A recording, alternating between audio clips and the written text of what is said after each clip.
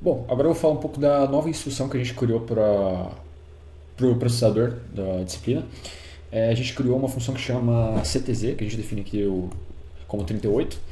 Essa é uma função que é utilizada para a gente contar a quantidade de zeros num número binário. Aqui na máquina de controle, a gente define que caso a instrução seja o CTZ, o MUX3 vai deixar passar o valor de RY. O operador da ULA vai receber o operador que entrou na máquina de controle, então a ULA vai entender que a função que ela tem que realizar é a CTZ. O MUX2 vai deixar passar o resultado que sair da ULA. E será carregado no valor do registrador X o resultado do MUX M2, né? Que seria o que deixa passar o valor da ULA. Por fim, o estado da máquina de controle é definido como state fetch, que é para ela buscar uma próxima instrução, e um break para finalizar a instrução do count zeros. Agora eu vou explicar a parte da função CTZ em linguagem C. O case CTZ é o início do bloco de código que será executado quando a instrução CTZ for chamada. O result inicializa a variável result com 0. Essa variável vai ser usada para contar o número de zeros à direita do número x. Depois nós vemos o while, que é o início de um loop que irá continuar enquanto x for divisível por 2, ou seja, enquanto o bit menos significativo de x for 0. Em termos binários, isso significa que o loop continuará enquanto o último bit de x for 0. Dentro do loop, x é divisível por 2. Em termos binários, isso corresponde a deslocar todos os bits de x em uma posição para a direita. Isso efetivamente remove o bit menos significativo de x. Após isso, o loop incrementará a variável result em 1 cada vez que x for divisível por 2. Isso conta quantas vezes o bit menos significativo de x foi 0. Depois, nós temos o fim do loop while e o break, que sai do bloco de case do switch, terminando a execução da instrução CTZ. Bom, agora a gente vai para um código que vai simular a nossa função dentro do processador. Bom, inicialmente a gente declara algumas bibliotecas e define algumas constantes que vão facilitar a nossa leitura do código e vão simular coisas do processador mesmo. Começando, a gente declara um vetor que representa os 8 registradores, um PC que vai ser o contador de programa que indica a posição atual da memória, uma variável que guarda o estado atual da simulação e a gente aqui já passa ela para o estado fetch. A gente declara também um código de operação a ser executado e um vetor que indica quais registradores foram carregados. A gente declara também um vetor representando a memória com 256 posições. Bom, abaixo a gente vai declarar aqui uma função que chama simulação, que a gente vai ter alguns casos aqui, vai entrar dentro de um switch. E no caso state fetch, a gente vai carregar o próximo opcode da memória, a gente vai mudar o estado para state decode e vai incrementar o PC aqui, vai avançar o contador de programa PC. No caso state decode, a gente vai decodificar o opcode carregado. Então, no caso CTZ, que é o nosso caso, ou seja, se o opcode for o CTZ, a gente vai mudar o estado para state execute. Caso contrário, a gente muda o status para state halted.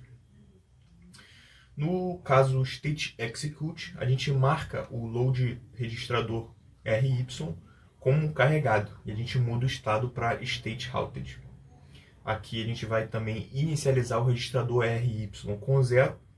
E se o valor do registrador RX não for 0, a gente divide o RX por 2 até que não seja mais divisível por 2, incrementando RY a cada divisão.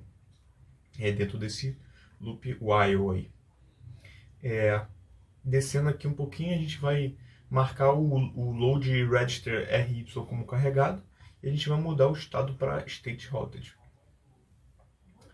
Na main, a gente vai inicializar os registradores RX e RY. O RY a gente vai colocar o número que a gente vai testar a nossa função, nesse caso vai ser o 32, e a gente vai ter aqui, vai passar o 0 para o registrador que vai armazenar o resultado. Depois a gente vai carregar a memória com o opcode CTZ na posição apontada por PC e vai chamar a função nossa simulação para executar a operação. E aqui abaixo a gente vai imprimir o resultado final do registrador RY, que contém a contagem de zeros à direita do número originalmente em RX. Bom, no nosso primeiro exemplo a gente vai testar com o número 32, então a gente na tela vai ter ali o número 32, vai ter o 32 em binário, que no caso é o número 100.000, né? Vai ser o número 1 com 5 zeros. E a gente pode ver que nesse caso, a nossa operação CTZ ela vai devolver o RY com 5, que é justamente o número de zeros que tem à direita do número binário. Seguindo para o nosso próximo exemplo, a gente vai testar com o número 20, que em binário é o número 10100. E a gente pode ver que na nossa operação CTZ vai devolver o RY com 2. Ou seja, são 2 zeros que a gente tem à direita, e a gente pode ver que depois do segundo 1 ali, a gente tem 2 zeros.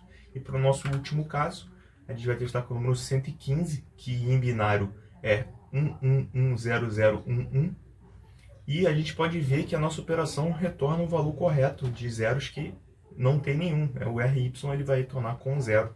Você pode ver no nosso número binário que não tem 0 terminando ali depois de 1, né? Não tem zeros à direita. Bom, isso encerra a nossa simulação da instrução. Bom, em resumo, a função CTZ configura os multiplexadores e registradores necessários para realizar a operação de contagem de zeros no número binário presente no registrador RY. Então, armazena o resultado dessa operação no registrador RX. Após isso, a máquina de estados é preparada para buscar a próxima instrução. Bom, para finalizar este vídeo, o bloco de código na linguagem C conta um número de zeros consecutivos à direita em um número inteiro x.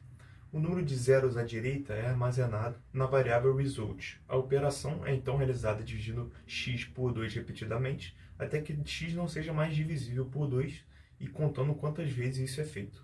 Este processo é essencialmente equivalente a contar os zeros à direita no número binário de x, ou seja, quantos bits de valor 0 existem antes do primeiro bit de valor 1 a partir do final do número.